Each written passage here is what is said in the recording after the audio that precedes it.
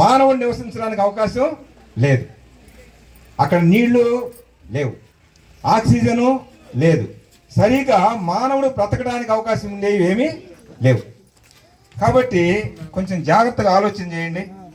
ఎందుకు దేవుడు ఈ భూలోకాన్ని ఇట్లా నివాసయోగ్యంగా చేశాడంటే, దేవుడు మానవుల్ని ప్రేమించాడు.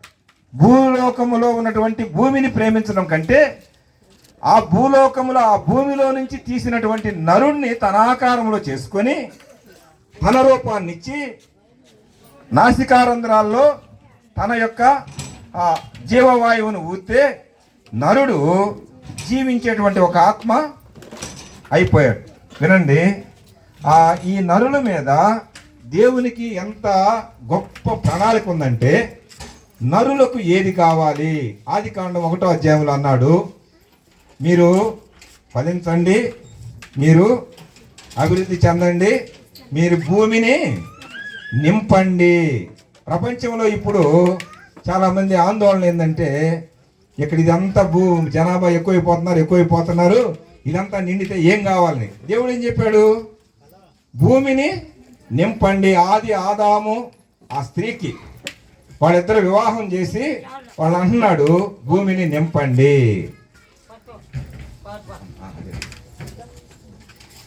ఈ భూగోళం మనుషులతో నింపబడుతుంది. ఎందుకంటే ఈ భూగోళంలో నివాసం లేకపోతే జీవించడానికి అవసరమైన వనరులన్నీ ఉన్నాయి.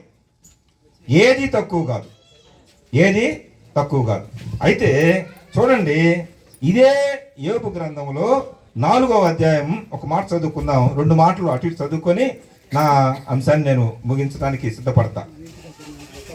సహజంగా ఏంటంటే, ఏంది ఇంటిని గురించి చెప్పమన్నాడు, భూమి తీసుకున్నాడంటే భూమి మీద కదా కట్టుకునేది.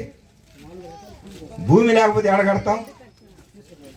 భూమి మీద కదండి. అయితే ఈ భూమి మీద కాదన్నా, మేము సెలవులు చూస్తున్నాం, టీవీలు చూస్తున్నాం, నీళ్ళ మీద కూడా కట్టుకుంటున్నాం అంటే కట్టుకునే వాళ్ళు కట్టుకుంటున్నారు. చూడండి, 4వ అధ్యాయం 19వ వచనం. 4వ అధ్యాయం,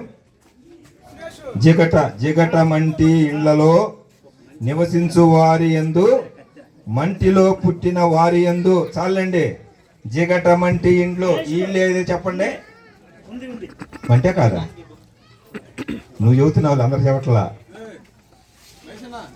బంగారపు రేకులు తొడిగినా, వెండి పాత్రలు చేసినా, లేకపోతే ఇంకా ఇనుము చేసినా, ఇవన్నీ ఎక్కడి నుంచి వస్తున్నాయి అమ్మా?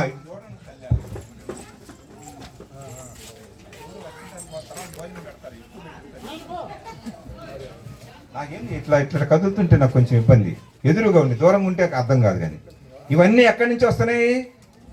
మంటిలో బంగారం తీసిన మనకి ఇక్కడే తెలుసు కదండి. గురిజపల్లిలో ఏమంటే లోన గ్రానైట్ ఉంటుంది, మన కాళ్ళ కింద ఏముందో మనకు తెలియదు.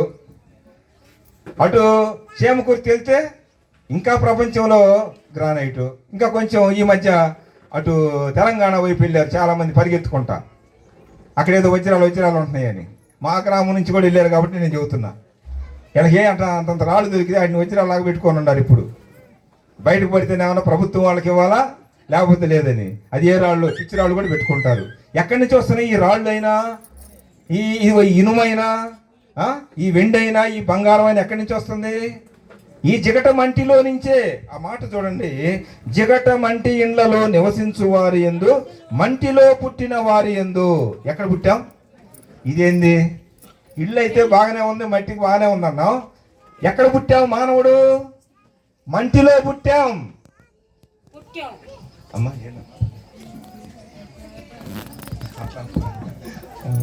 అట్ట ఒక్కొక్కరు ఉంటే మనకు కొద్దిగా మేలుకుంటాం. అమ్మా, మనలో మట్టిలో ఎన్ని మూలకాలు ఉన్నాయో మనలో కూడా అన్ని మూలకాలు ఉన్నాయని ఈ సైంటిస్టులు కనుక్కుంటా ఉన్నారు. మనలో బంగారం కూడా ఉందని. అంటే తగలబెడితే ఎంత వచ్చింది అనుకున్నారు. అమ్మా, ఇనుము ఉంటుంది, ఐరన్ తగ్గితే ఐరన్ ట్యాబ్లెట్స్ చేసుకుంటుంటారు కదా. ఈ కొన్ని తెలుసు మనకంతా. మనలో ఉప్పు ఉంటుంది, మనలో మట్టి, మనం కూడా మట్టే. అయితే వినండి, ఈ భౌతికమైన ఇళ్ళ గురించి చెప్పాడు. ఆత్మ సంబంధముగా ఇల్లు మనమే. భౌతికంగా మనం ఆ ఇల్లే, అదేమన్నా ఒకే చోట ఉండే ఇల్లు, ఏమన్నా చెలించే ఇల్లు. ఎవరు చెప్పారు ఈ మాట? 1 కొరింథీ పత్రిక 3వ అధ్యాయం. తీస్తున్నారా? అన్న ఎప్పుడు ఆపమంటే అప్పుడు రెడీగా ఉంటాను నేను. 1 కొరింథీ పత్రిక 3వ అధ్యాయం తీసారా? వాక్యం చెప్తా. 16. మీరు దేవుని ఆలయం, అసలు ఇంకా కొంచెం పెద్దది ఆలయం అంటే దేవాలయం కదా, ఇళ్ళ కంటే కొంచెం కొద్దిగా పెంచాం. ఆలయమై ఉన్నారనియు దేవుని ఆత్మ మీలో నివసించుతున్నాడనియు మీరు ఎరుగరా. ఇక చాలండి, మనం ఎవరు అంట?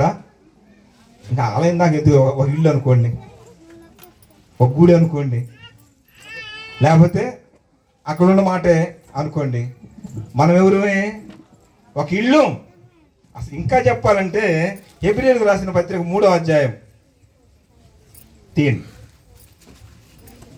హెబ్రీయులకు రాస్తూ అపోస్తలుడైన పౌలు గారు 6వ వచనంలో 4 నుంచి అయితే సరిపోతుంది. సమస్తమును, ప్రతి ఇల్లును ఎవడైనను ఒకని చేత కట్టబడును, సమస్తమును కట్టినవాడు దేవుడే. ఇంటి కంటే దానిని కట్టినవాడు ఎక్కువ ఘనత పొందినట్టు ఈయన మోషే కంటే ఎక్కువ మహిమకు అర్హుడుగా ఎంచబడెను. ముందు చెప్పబోవు సంగతులకు సాక్షార్థముగా మోషే పరిచారకుడై ఉండి దేవుని ఇల్లంతటిలో నమ్మకముగా ఉండెను. అయితే క్రీస్తు కుమారుడై ఉండి ఆయన ఇంటి మీద నమ్మకముగా ఉన్నాడు. ధైర్యమును నిరీక్షణ వలని ఉత్సాహమును తుదమట్టుకు స్థిరముగా చేపట్టిన ఎడల, అక్కడ ఆగండి, అట్లా ధైర్యం ఉండాలా, నిరీక్షణ ఉండాలా. అది కనుక తుదమట్టుకు చివరి వాటికి చేపట్టిన ఎడల, అక్కడ మాట చదవండి, అందరూ చదవండి. మనమే ఆయన ఇల్లు. ఇప్పుడు మనం ఎవరివి? కొరింథీయులకు రాస్తే ఏమన్నాడు? దేవాలయం. అసలు మనం ఎంత గొప్పవాళ్ళం అండి. మనమే ఎంత గొప్ప అంటే మనల్ని నిర్మించిన ఆయన ఎంత గొప్పోడు. నిన్ను నన్ను నిర్మించింది సృష్టికర్త అయినటువంటి యెహోవా. ఆయన కార్యాలు ఆలోచన చేయండి. ఆలోచన చేస్తే మన కింద ఒక చిన్న మొక్క దొరికింది. ఏంటిది? భూగోళం. నివాసానికి యోగ్యమైనది భూగోళం. అంటే భూమిలో ఎన్ని ఉన్నాయో మన శరీరంలో అన్ని ఉన్నాయి. మన శరీరంలో ఎన్ని ఉన్నాయో మన దేవాలయము, మన ఇంటిలో అన్ని ఉండాలి. అర్థమవుతున్నాయా? దేవుని ఇంటిలో దేవుడు ఉండాలి. దేవుని ఇంటిలో దేవుడు మనల్ని నిర్మించి, మనం ఏమనుకుంటున్నాం? ఈ నిర్మాణం బాగానే ఉందని అనుకుంటున్నాం. మనల్ని నిర్మించిన ఆయన మర్చిపోతున్నాం. ఇప్పుడు ఇట్లా ఒక ప్రశ్న, సుబ్బారావు గారు మాట్లాడితే, ఇల్లు కట్టించాడా లేదా? కట్టాడా కట్టించాడా? ఇప్పుడు కట్టించిన ఆయన ఎక్కడున్నాడో తెలియదు. కట్టి పోయాడు కదా. ఆ మేస్త్రి అనండి, లేకపోతే కూలి. మేస్త్రి ఒక్కడే కాదు కదా, కూలీలు చాలామంది ఉంటారు. అసలు వాళ్ళ పేరు ఒక్కరిదన్నా కనీసం రాదు కదా. ఒకవేళ వస్తే సుబ్బారావు గారు మా మంచి మేస్త్రి అంటాడు, లేకపోతే ఆయనకి ఏదన్నా బహుమానాలు ఏమి ఇచ్చి పంపుతాడేమో, నాకు తెలియదు. ఈ ఇల్లు అనగానే మనమేమంటాం? సుబ్బారావు గారు అయ్యా మా మేస్త్రి గురించి అన్నాడు అనుకో, మీ మేస్త్రి ఎందుకన్నా, మాకు ఎవరు కావాలా? ఈ ఇల్లు మీది. అర్థం చేసుకోండి అమ్మా అయ్యా. ఒకే ఒక మాట, మనమే దేవుని ఇల్లు, దేవుడు కట్టిన ఇల్లు మనం. ఈ ఇంటిలో ఏమేమి ఉండాలో ఒక 4 మాటలు చెప్పి నేను ముగిస్తాను. సామెతల గ్రంథం, ఆ భౌతికమైన ఇంట్లో కూడా అవే ఉంటాయి. సామెతల గ్రంథం ఒకసారి తెరవండి.